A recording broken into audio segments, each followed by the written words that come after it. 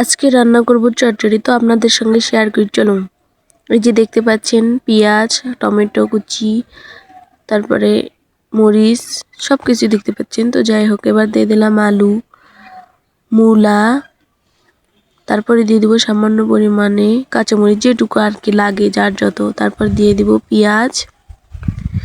পেঁয়াজ দেওয়ার পরে আমরা এখন দিয়ে দিব সামান্য পরিমাণে লবণ দেওয়ার পর সামান্য পরিমাণে দিব হলুদ, এরপর দিয়ে দেবো তেল। তারপর দেখেন মাখতেছি, তো আমার মা আমাকে বলে চচ্চড়ি যত মাখবা ততই ভালো হবে। এরপর নিয়ে নিলাম বেগুন, তো এই যে দেখেন মাখার পর কেমন হয়েছে। এরপর দেবো ধনে পাতা, তারপর দিব সিম দিয়ে আবারও মাখবো। একটু অপেক্ষা করেন, আপনারা দেখতে পারবেন কেমন হয়েছে। তো দেখেন যত মাখবেন চচ্চড়ি ততই ভালো হবে। আমার মা আমাকে এটাই বলে যে যত তরকারি মাখবা ততই ভালো হবে। তো এরপরে দিয়ে দিলাম বেগুন দিয়ে আবারও একটু মেখে নেব।